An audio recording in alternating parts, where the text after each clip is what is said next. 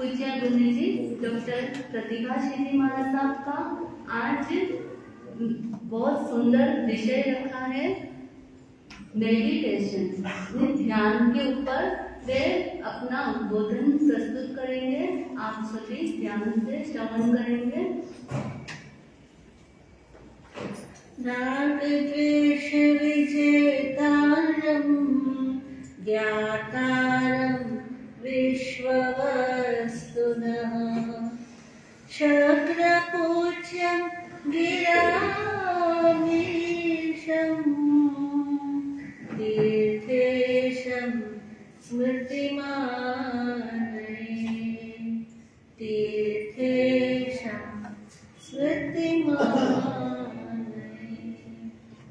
शासन पिता देवादिदेव चरण तीर्थंकर श्रवण प्रभु महावीर स्वामी वर्तमान आचार्य भगवान आराध्य गुरुदेव पूज्य गुरनी मैया डॉक्टर विजय श्री जी महाराज साहब के पावन श्री चरणों में हृदय के आनंद आस्था के साथ कोटिशा वंदन नमन।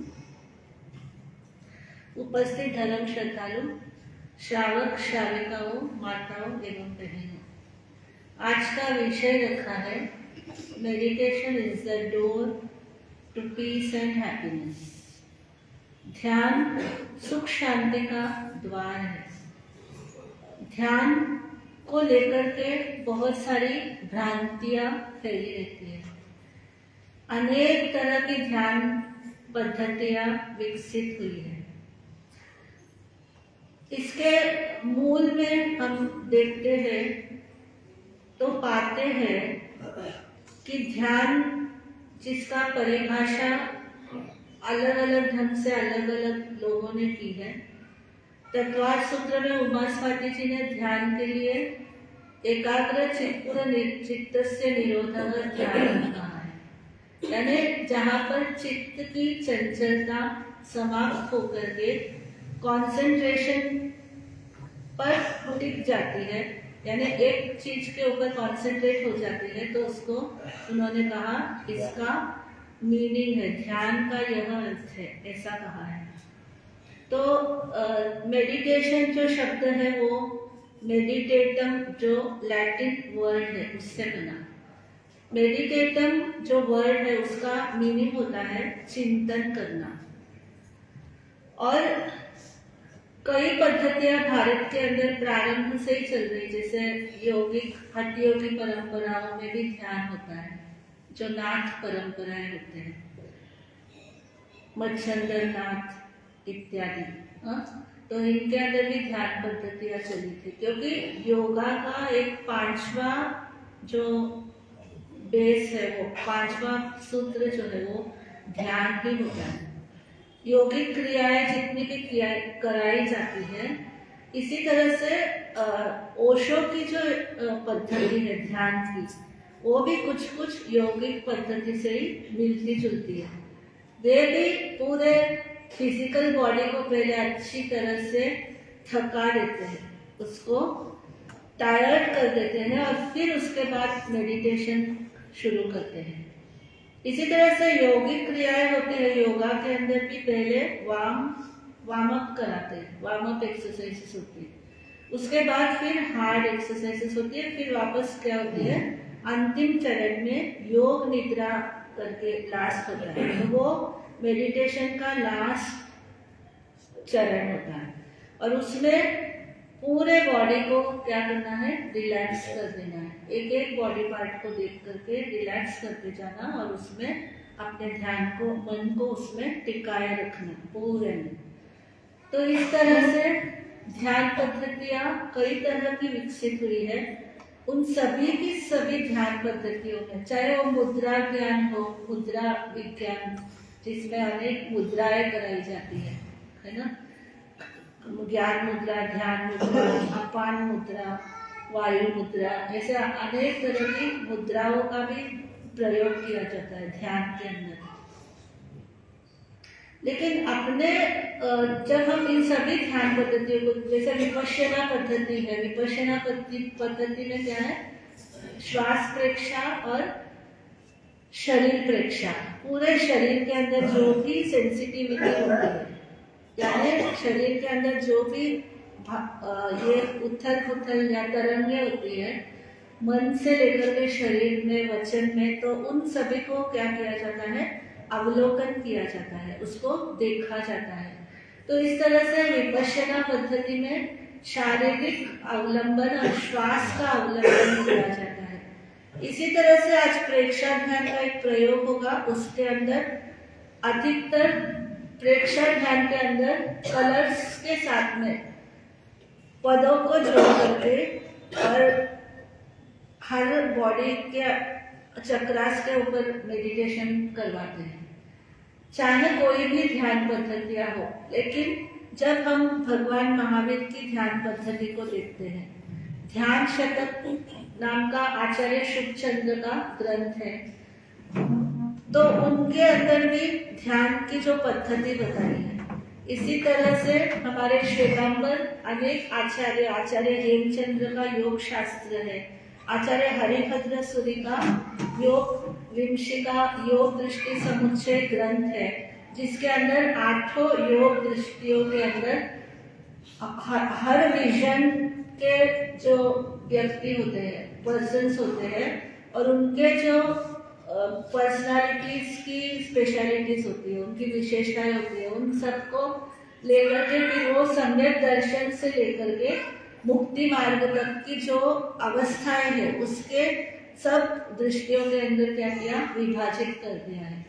तो कोई भी ध्यान पद्धति हो, लेकिन जब हम भगवान की जो 4 तरह की ध्यान पद्धतियां हैं, उसे जब हम समझ लेते हैं, तो हमें किसी भी तरह का कंफ्यूजन किसी भी पद्धति को लेकर के नहीं आता, क्योंकि हमें यह समझ में आ जाता है कि ये पद्धति किस पार्ट में आती है, कौन से डिवीजन में ये पद्धति इंक्लूड होती है।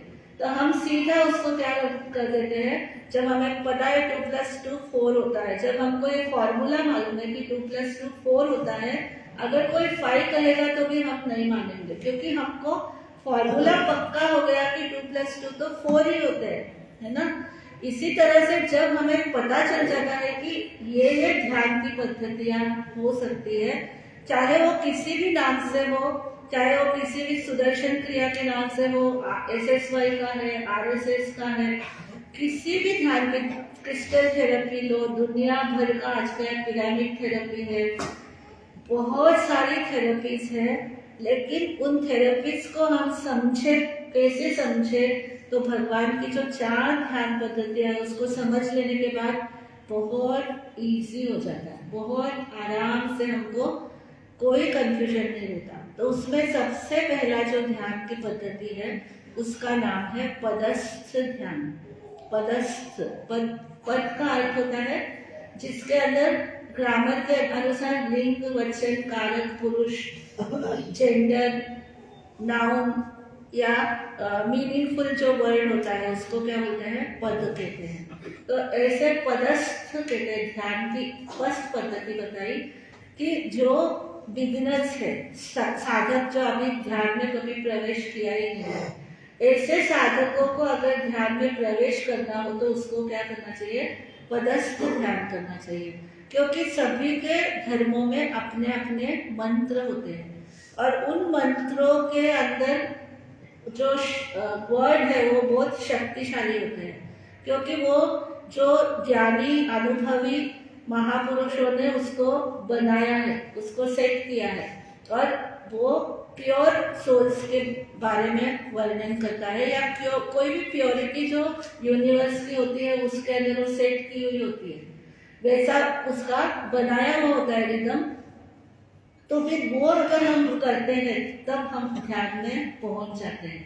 जैसे नवकार मंत्र हमारे लिए पदस्थ ध्यान के अंदर आएगा, क्योंकि मीनिंगफुल एक वर्ड हो, मीनिंगफुल हो तो उसको पदस्थ कहते हैं। वो छोटा भी हो सकता है, एक सेंटेंस भी हो सकता है, जैसे अरिहंतों को नमस्कार हो, वो भी हमारा पद है। नमो अरिहंतानम कहेंगे तो वो भी हमारा पद है, दोनों ही पद है। एक में हमने मीनिंग बोला अरिहंतों को नमस्कार हो, दूसरे में हमने मंत्र बोला नमो अरिहंतानम, दोनों क्या है, हमारे पदस्थ ध्यान कहलाते हैं। तो इन पदस्थ ध्यानों का विभिन्न हमारे स्थान भी बताए हुए, प्लेसेस बताए हुए हैं। जैसे अरिहंत का ध्यान करेंगे क्योंकि वो सबसे सुप्रीम सोल है, तो उसका ध्यान किधर करते हैं? सहस्रार चक्र के ऊपर, यहाँ पर ध्यान करते। जो ये ब्राह्मण लोग चोटी रखते हैं तो इधर ही रखते हैं। हमारे यहाँ पे जब हम दीक्षा लेते हैं उसके बाद हमारे कुछ बालों को क्या करते हैं? निकालते हैं, वो भी यज्ञ के बाल को रहने देते हैं, चोटी के बाल, क्योंकि ये जो है ये सहस्रार चक्र है, तो ये सबसे महत्वपूर्ण चक्र है। तो वहां पर क्या करते हैं? अरिहंत पद की स्थापना करते हैं। पद की स्थापना का मतलब क्या? अक्षरों को ही स्थापित करना है, उसमें हमें और कुछ भी नहीं करना। क्या करना? उसका रंग है नमो का, अरिहंतान का रंग क्या है?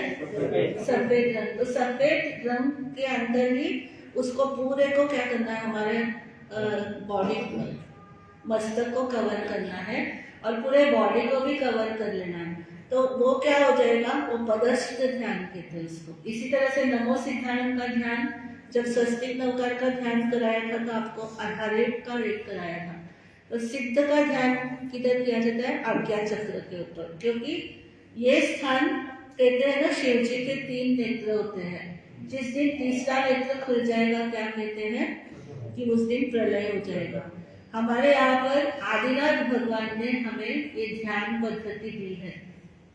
तो आदिनाथ भगवान हमारे आदि योगी है, उन्होंने आदि योगी बनकर के हमें ध्यान की सब पद्धतियां हमारे सामने रखी।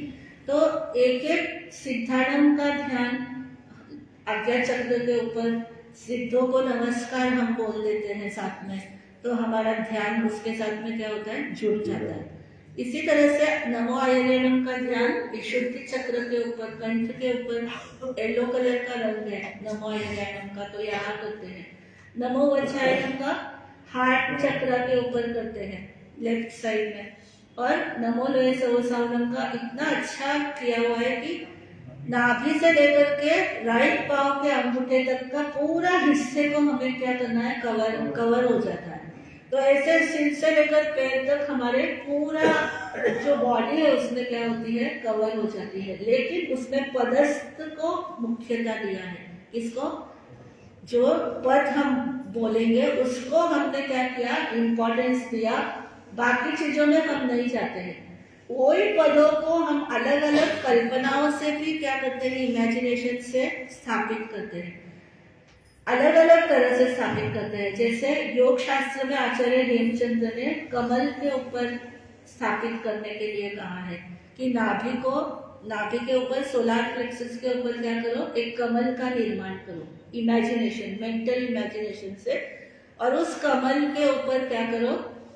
नवकार मंत्र को स्थापित करो, या फिर अष्ट कर्मों को स्थापित करो। ज्ञानावरणीय कर्म है, दर्शनावरणीय कर्म है, वेदनीय कर्म है, मोहनीय कर्म है, आयुष्य कर्म है, नाम कर्म है, गोत्र कर्म है, अंतराय कर्म। तो ये क्या है? 8 पेटल्स उसके लोटस के बना लो और उसमें एक एक कर्म को स्थापित करो और फिर उन कर्मों के बारे में क्या करो? चिंतन करो, चिंतन करो। क्योंकि मेडिटेटम, ये जो मेडिटेशन का वर्ड है, लैटिन वर्ड, ये भी अच्छा है, चिंतन करना। क्योंकि भगवान महावीर की साधना का अंग है कि स्वाध्याय के बाद ध्यान, उन्होंने इसी तरह से भेद किया हुआ ध्यान को। स्वाध्याय किया, उस बाद में ध्यान करो, फिर स्वाध्याय किया, फिर ध्यान। क्योंकि जो हमने ज्ञान पढ़ा है, ज्ञान हमने जो सुना है, पढ़ा है या पढ़ते हैं, तो वापस उसका सेकेंड स्टेज क्या है? उसके ऊपर हमारा चिंतन मनन होना चाहिए, विचार हमारे उसके ऊपर पूरा हमारे उसके ऊपर हम चर्न करें कि हम वो कैसा है, क्या है, कैसे कहा है, क्यों कहा है और कैसे उसमें जाना चाहिए, डीपली उसमें हमको प्रवेश करना चाहिए। तो वो उसको ध्यान का ही प्रक्रिया है। ध्यान की ही एक प्रक्रिया है कि हमने जो सुना वो हम क्या करते हैं? वापस उसको ध्यान में प्रयोग करते हैं। तो ये जो पदस्थ ध्यान के अंदर लोटस बनाना नाभि के ऊपर या फिर हार्ट चक्र के ऊपर क्या करते हैं? हजारों दल वाला लोटस बनाया, मतलब हजारों उसके क्या बनाई, उसके लोटस के पेटल्स बनाए फ्लावर्स के, और वो क्या किया उसके ऊपर हम ध्यान करते जाते हैं, ध्यान करते जाते हैं, उसको देखते जाते हैं, उसके ऊपर अपने पदों को स्थापित करते जाते हैं, फिर आगे चलते हैं, फिर स्थापित करते हैं, तो उसमें मन बराबर क्या होता है, एंगेज रहता है, और वो कहीं इधर उधर नहीं जाता, मन बराबर उसी के अंदर वो स्थिर रहता है। तो ये पदस्थ ध्यान की प्रक्रियाएं बताई गई है। पदस्थ ध्यान आपको बोल करके मन में बोलो या जोर से बोल करके एक बार रिवाइज कर लो कि पहला ध्यान का पद्धति क्या है, पदस्थ ध्यान। दूसरा ध्यान है पिंडस्थ ध्यान। अब आपको ध्यान है ना, पदस्थ ध्यान में क्या करना है, पद को लेकर के उसे विभिन्न चक्रों के ऊपर, अपने बॉडी के ऊपर स्थापित करके और फिर उसका क्या करना, ध्यान करना। सेकेंड तरह की जो ध्यान की पद्धति है वो है पिंडस्थ ध्यान। पिंड, पिंड किसको कहते हैं, कभी कभी देवी देवताओं को जो फर्स्ट भोजन जो पहले बनाया हुआ होता है वो चढ़ाते हैं, तो क्या बोलते हैं, पिंड चढ़ाना। ब्राह्मण लोग तो ऐसे ही कहते हैं कि हम क्या करते हैं, पिंड का अर्घ्य चढ़ाते हैं। तो पिंड के लिए एक और वर्ड आता है सनातन परंपरा, वैदिक परंपरा में, यत् पिंडे तत् ब्रह्मांडे, यत् ब्रह्मांडे तत् पिंडे। ये जो पिंड है ना, ये बॉडी, ये फिजिकल बॉडी हमारी जो 3.5 हाथ की काया है, अपने अपने हाथों से अगर हम अपने शरीर को नापेंगे तो इसका लंबाई कितनी आएगी, 3.5 हाथ। तो 3.5 हाथ की इस काया के अंदर हम जो कुछ देखेंगे वो पिंडस्थ ध्यान में आएगा। तो पिंडस्थ ध्यान के अंदर जो हम बाहर जो है यूनिवर्स, ब्रह्मांड है, यानी जो पिंड में है वही ब्रह्मांड में है, जो ब्रह्मांड में है वही पिंड में है। हम कैसे देखते हैं इसको, तो हमने अभी यहाँ पर ईश्वरपुर के अंदर तो हमने शुरू में ही क्या करा दिया आपको, या अपना जैन सिंबल का पूरा ये कराया कि ये जैन सिंबल के अंदर क्या क्या है, और उसके अंदर जैसे मध्य लोक है, ऊर्ध्व लोक है और अधोलोक है। तो ये 3 लोक है, वो लोक ही इस बॉडी में भी है। तो वो भी भगवती सूत्र के अंदर कहा कि भाई दीपक उल्टा हो, सीधा हो और उल्टा हो, या फिर कोई भरतनाट्यम करने वाली डांसर दोनों हाथों के को कहाँ रखती है, अपने कमर के ऊपर रख करके दोनों पैरों को ऐसे फैला दे, तो क्या हो जाता है, वही ब्रह्मांड है, वही यूनिवर्स है। वही चीज हमारे भीतर भी है, क्योंकि हमारा नाभि चक्र जो है वो क्या है, मध्य लोक है, और नीचे जो है वो क्या है, अधोलोक है, और ऊपर जो है वो सब क्या है, ऊर्ध्वलोक है। तो भगवान महावीर का वर्णन आता है आचरण सूत्र के अंदर कि वो ध्यान में क्या करते थे, लोकम संधि विपस्सई आता है शब्द, लोक में संधियों को देखो, संधियों को देखने की बात आचरण सूत्र के अंदर आती है, लोकम संधि विपस्सई ऐसे आता है। तो कहते हैं कि वो पूरे के पूरे 12.5 वर्ष के कार्य में किसका ध्यान करते थे, तो कहते हैं कभी कभी वो एक स्थान के ऊपर खड़े होकर के एक किसी भी पुतगल के ऊपर सामने कोई एक पॉइंट अपना ले लेते थे दिमाग में, और फिर उसको कंटिन्यूअसली देखते जाते। लेकिन देखने में क्या चिंतन करते थे, तो ये चिंतन करते थे कि ये सब पर्याय है, इसके अंदर भी क्षण क्षण क्या हो रहा है, परिवर्तन हो रहा है, हर चीज में क्षण क्षण में परिवर्तन हो रहा है। तो ये उनका ध्यान उसके अंदर, उसको देखने का मतलब उसको देखना नहीं, चिंतन में क्या होता है। इसी तरह से विपश्यना साधना पद्धति में भी क्या कराते हैं, पूरे बॉडी के सेंसिटिविटी को हमें देखना। भगवान महावीर क्या करते थे, वो ये देखते थे कि नाभि से नीचे के हिस्से के अंदर जो हमारा शरीर है उसको देखते थे, और उसके मध्य लोक को देखते थे, ऊर्ध्व लोक को देखते थे, शरीर को भी देखते थे, बाहर को भी देखते। बाहर के लोक में भी जीवों की राशि जो है वो पूरी भरी हुई है लोक के अंदर। हमको पता है नीचे क्या है, अधोलोक है। अधोलोक में नारदी भी है, उनके भवन भी है। तो कितना बड़ा एरिया है अधोलोक का भी। मध्यलोक का भी कितना बड़ा एरिया है, असंख्यात द्वीप समुद्र है। उन द्वीप समुद्रों के अंदर मनुष्य भी है, एनिमल्स भी है, कई तरह के विद्याधर देवी देवता भी है, सूर्य चंद्र ग्रह नक्षत्र तारे भी है। यानी नेचर की बहुत सारी चीजें वहां पर है। बहुत सारे पशु पक्षी भी है, जो बर्ड्स फ्लाइंग है। तो ऐसे ये सारे के सारे भी है।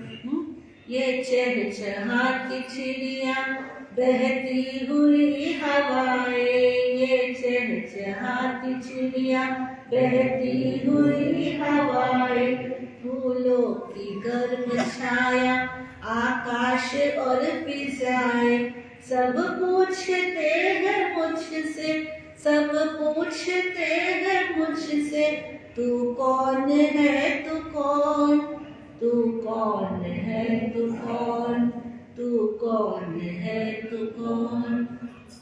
ये उठती पुकार, तू कौन है, तू कौन, चैतन्य की पुकार, तू मौन है, तू मौन, तू मौन है, तू मौन। तो कहते हैं कि जब इन सबको देखते हैं तो स्वाभाविक है कि हमें भी ये प्रश्न पैदा होता है कि भाई हम कौन है। ये सब इतने सारे जगत के अंदर सब दिखाई देते हैं, लेकिन हम उनमें से हम क्या है, हमारा अस्तित्व क्या है, हमारा एग्जिस्टेंस क्या है। आचार्य सूत्र की शुरुआत ही किससे होती है, अथ अथ को हम, सो हम, को हम और सो हम से, कि मैं कौन हूँ, कौन सी दिशा से आया हूँ, पूर्व से आया कि पश्चिम से आया, उत्तर से आया कि दक्षिण से आया, या दूसरी जगह से जो भी दिशाएं है वहां से आया, कहाँ से, मेरा क्या अस्तित्व है, मैं कहाँ से आया। तो भगवान का जो ध्यान का केंद्र है वो ये सारा बाह्य लोक और ये जो भीतर का जगत है, हमारा शारीरिक जगत।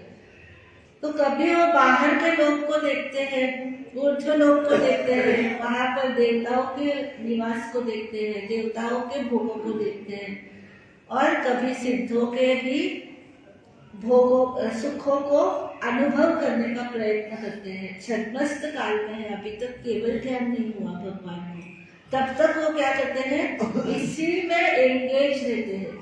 तो जो पिंड है वही ब्रह्मांड है, जो शरीर है वही बाहर है, जो ये पुद्गल है वही बाहर में भी पुद्गल है, मैटर है।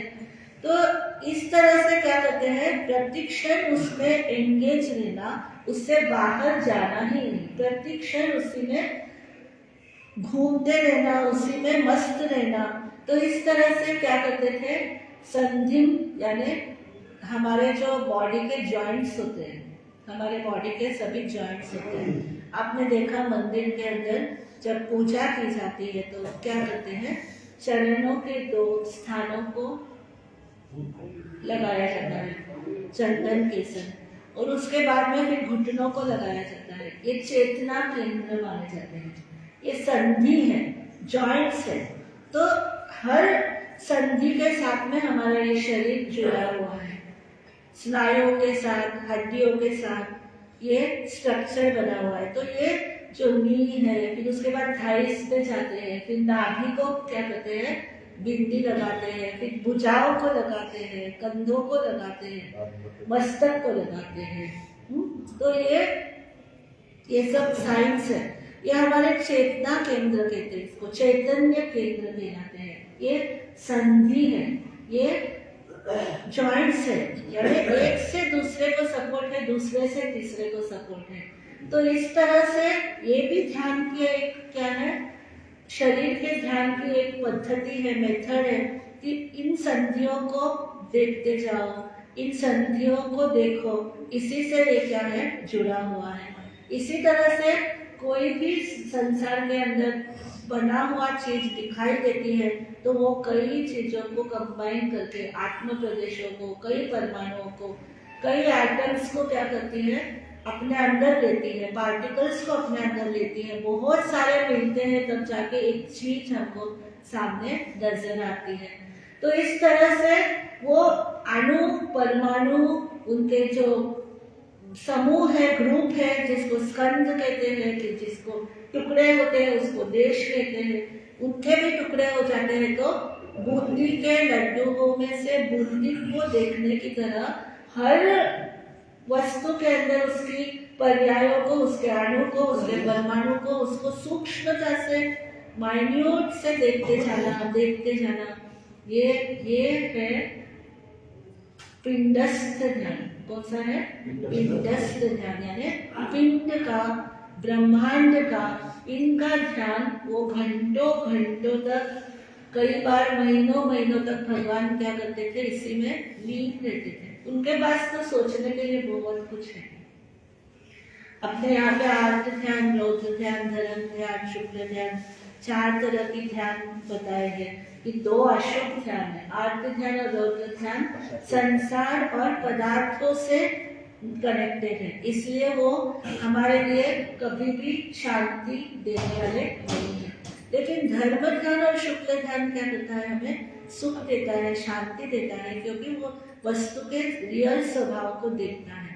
वस्तु का जो यथार्थ है, उसका जो अपना अस्तित्व है, प्योर अस्तित्व जो उसका है, हर पदार्थ का वो देखता है। जीव को जीव के रूप में देखता है, अजीव को अजीव के रूप में भगवान देखते हैं कि उसके अणु परमाणु कैसे बिखरते हैं और ज्वाइन होते हैं। भगवान को तो सब दिखता है, वो बिखरते भी हैं, जुड़ते भी हैं। हमको नहीं दिखता, उनका ध्यान तो और अधिक डीप रहता है, तो उनमें वो उसके अंदर देखते जाते हैं और वो उनकी आत्मा की जो कर्मों की परतें हैं वो भी क्या होती है? ओपन होती जाती है उससे। तो इसीलिए ध्यान क्या करता है? कर्म शुद्धि का कारण है। सुन मनुआ मेरा ध्यान लगाओ, ऐसा ईश से सुन मनुआ मेरा ध्यान लगाओ, ऐसा ईश से, जगदीश से, महावीर से। बहुत अच्छा भजन है। जो पनिहारी सर्जन लावे, करे बात मुरसाई। जो पनिहारी सर्जन लावे, करे बात मुरसाई। ताली बजावे दोनों कर से, ध्यान बकरिया माही रे। सुन मनुआ मेरा ध्यान लगाओ, ऐसा ईश से, जगदीश से, महावीर से। आया ना समझ में? मारवाड़ के अंदर, राजस्थान में पानी भर भर के वो बातें करती है और तालियां भी बजाती है, इधर उधर भी देखती है, लेकिन ध्यान किधर रहता है? घड़ों के अंदर। एक भी घड़ा 4-4, 5-5 घड़े सिर के ऊपर निकल के जाती है। क्या मजा है कि कोई इधर से उधर भी खड़ा हो जाए? नहीं होता। तो कहते हैं ऐसा ध्यान जगदीश से लग जाए। जैसे गैया चरे विपिन में, सुरति बछरिया माही। जैसे गैया चरे विपिन में, सुरति बछरिया माही। पतिव्रता का चित्त पति में, कभी बिसरती नाही रे। सुन मनुआ मेरा ध्यान लगाओ, ऐसा ईश से, जगदीश से, महावीर से। ज्ञानी का चित्त रहे ज्ञान में, रोगी चित्त निरोग। ज्ञानी का चित्त रहे ज्ञान में, रोगी चित्त निरोग। लोभी के मन धन धान्य जीव, भोगी के मन भोग रे। सुन मनुआ मेरा ध्यान लगाओ, ऐसा ईश से, जगदीश से, महावीर से। अभी कंपित कांच बीच में देखो, सूरत नजर नहीं आवे। टूटा फूटा मिरर हो तो सूरत नजर नहीं आती। कम विद कांच बीच में देखो सूरत नजर नहीं आवे, ऐसे मन चंचल भोगों में प्रभु नजर नहीं आवे रे। सुन मनुआ मेरा ध्यान लगाओ, ऐसा ईश से जगदीश से महावीर से। अभी अगले पैराग्राफ में ध्यान कैसे करना चाहिए उसकी पद्धति बताइए। पद्मासन कर हाथ मिला, नासाग्र पे दृष्टि लगावे। पद्मासन कर हाथ मिला, नासाग्र पे दृष्टि लगावे। ओठ बंद कर मन में बोले, नित्यानंद मिल जावे रे। सुन मनुआ मेरा ध्यान लगाओ, ऐसा ईश से जगदीश से महावीर से। कवि कह रहे हैं, मारवाड़ में शहर सादर साल 81 में। मारवाड़ में शहर सादर साल 81 में। गुरु प्रसाद चौथ मल कर, ज्योत में ज्योति समावे।